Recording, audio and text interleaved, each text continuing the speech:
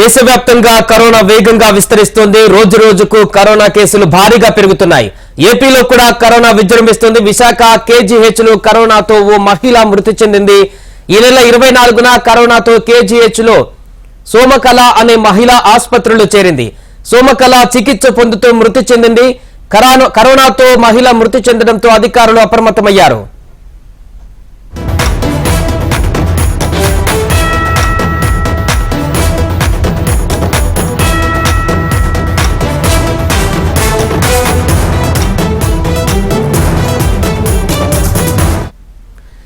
దేశవ్యాప్తంగా కరోనా వేగంగా విస్తరిస్తుంది. రోజు రోజుకు కరోనా కేసులు భారీగా పెరుగుతున్నాయి. ఏపీలో కూడా కరోనా విజృంభిస్తుంది. తాజాగా విశాఖ కేజీహెచ్ లో కరోనాతో ఒక మహిళ మృతి చెందింది.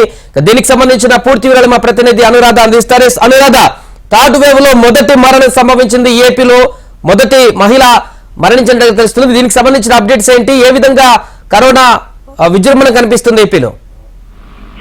ప్రస్తుతం విశాఖపట్నంలో ఈ కొత్త JN.1 వేరియంట్ వైరస్ వరి అనేది కనిపిస్తా ఉంది. ఎందుకంటే ఇప్పటికే 18 కేసులు రిజిస్టర్ అయ్యాయి. 18 కేసులు నిన్నటి వరకు సివియారిటీ లేదు అని అనుకున్నప్పటికీ కూడా వైద్యులు ప్రస్తుతం ఇస్తున్న సమాచారం ప్రకారం ఈ రోజు ఉదయం తెల్లవారుజామున కేజీహెచ్ లో ఒక మహిళ కోవిడ్ తో మరణించినట్లుగా మనకి కీలకమైన సమాచారం అయితే వస్తుంది. అయితే అధికారులు మరి కాసేపట్లో అధికారిక ప్రకటన చేస్తారు దీని మీద. అయితే ప్రస్తుతానికి ఇది ప్రస్తుతం ఆమె కోవిడ్ తో గత 5 రోజుల నుంచి ట్రీట్మెంట్ తీసుకుంటూ ఉన్నారు. మొదట చెస్ట్ హాస్పిటల్లో జాయిన్ అయ్యారు. తర్వాత కేసు సివియారిటీని బట్టి కేజీహెచ్ లో ప్రత్యేక వార్డుకు ఆమెను తరలించడం జరిగింది. అక్కడ చికిత్స పొందుతూ ఆమె ఈ రోజు ఉదయం తెల్లవారుజామున మృతి చెందినట్లుగా తెలుస్తా ఉంది. అయితే ఏది ఏమైనా విశాఖపట్నంలో కోవిడ్ వైరస్ అనేది చాలా వేగంగా వ్యాప్తి చెందుతుందనే చెప్పాలి. ఎందుకంటే ఈ ప్రాంతం అంతా కూడా దాదాపుగా టూరిస్ట్ డెస్టినేషన్. ఇది టూరిస్ట్ సీజన్. చాలా మంది బయట ప్రాంతాల నుంచి కూడా ఇక్కడికి వస్తూ ఉంటారు. అలాగే వచ్చేదంతా కూడా దాదాపుగా సోషల్ గ్యాదరింగ్ ఎక్కువ ఉన్న సమయం కాబట్టి ఎక్కువ అలర్ట్స్ అనేవి అవసరం అవుతాయి. ఇప్పటిదాకా చూసుకుంటే కనుక మొత్తం రాష్ట్ర వ్యాప్తంగా కూడా అన్ని ఏరియాల మీద కూడా విశాఖపట్నంలో ఎక్కువ కేసులు రావడం, అలాగే ఒక డెత్ కూడా నోట్ అయిందని సమాచారం వస్తూ ఉండడంతో చాలా ఆందోళనకరమైన పరిస్థితి అయితే ఉంది. విశాఖపట్నంలో ప్రజలందరూ కూడా భయాందోళన చెందుతున్నారు. అయితే జిల్లా యంత్రాంగం మాత్రం ఎవరూ భయపడాల్సిన అవసరం లేదు.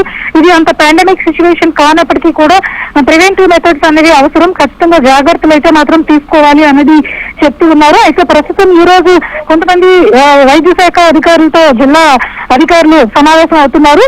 తదుపరి ఎలాంటి చర్యలు ఉండాలి, ఎలాంటి జాగ్రత్తల మీద ప్రజలకు ఇన్స్ట్రక్షన్స్ ఇవ్వాల్సి ఉంటుంది అన్నది వాళ్ళు సమావేశం అయిన తర్వాత కొత్త నిబంధనలు వాళ్ళు పెట్టే అవకాశం ఉంటుంది. అయితే ప్రస్తుతం ఇప్పుడున్న ఈ JN.1 వేరియంట్ వరకు చూసుకుంటే కనుక ఇది సివియారిటీ లేకపోయినప్పటికీ కూడా 5 రోజులు ఐసోలేషన్ అయితే సరిపోతుంది అని ఇప్పటిదాకా వైద్యులు చెప్పారు. పాత మనం వేవ్స్ లో చూసినట్లుగానే అదే మెడిసిన్స్ సివియారిటీ ఉన్న వాళ్ళు ఏదైనా కూడా తీసుకోవడం, హాస్పిటల్లో వైద్యులను సంప్రదించడం చేయాలని చెప్పారు. అయితే హోమ్ ఐసోలేషన్, సోషల్ గ్యాదరింగ్ తగ్గించడం ఇవన్నీ కూడా జాగ్రత్తలు తీసుకోవాల్సి ఉంటుంది.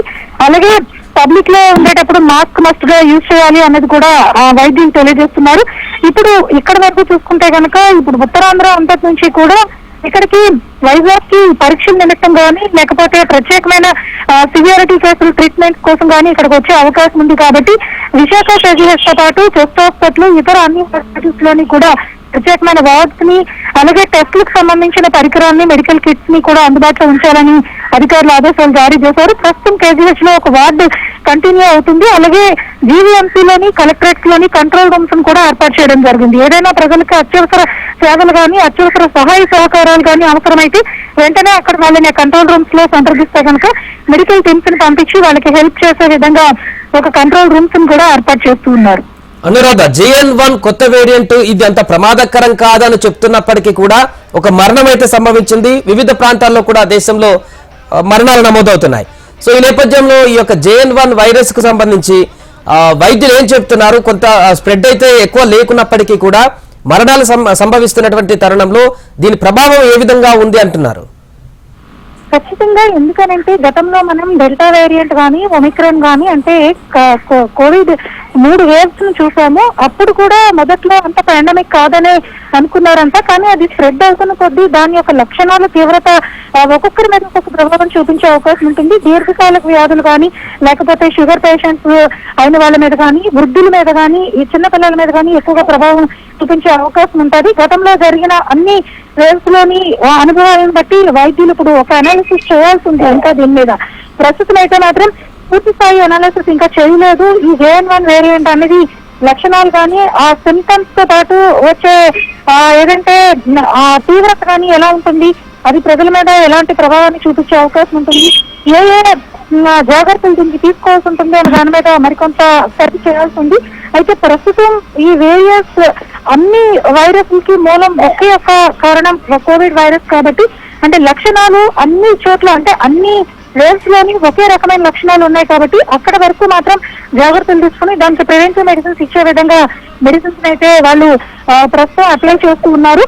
కానీ ఏది ఏమైనా కూడా దీనికి ప్రధానంగా ఏంటంటే సోషల్ గ్యాదరింగ్ ని తగ్గించుకొని, అంటే ఆ చైన్ లింక్స్ ని తగ్గించుకుంటే కనుక కొంత మనం దాన్ని అడ్డుకట్ట వేసే అవకాశం ఉంటుంది అన్నది మనకు మొదటి నుంచి ఇన్ని వేవ్స్ నుంచి కూడా ఇస్తున్న ఇన్స్ట్రక్షన్స్.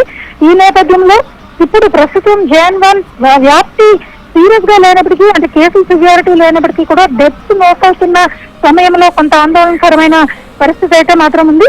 అయితే ఆంధ్రాలో దాని తీవ్రత తక్కువగా ఉంది, కేసుల నమోదు కూడా తక్కువగానే ఉందని ఇప్పటిదాకా అనుకున్నారు. కానీ కేసుల సంఖ్య, అంటే కేసులు వస్తున్న దాన్ని బట్టి, అంటే టెస్టుల సంఖ్య పెంచుతున్న కొద్దీ కూడా కేసుల సంఖ్య బాగా పెరుగుతూ ఉంది. అయితే ఇక్కడ వైజాగ్ వరకు చూసుకుంటే రైట్, థ్యాంక్ యూ అనురాధ.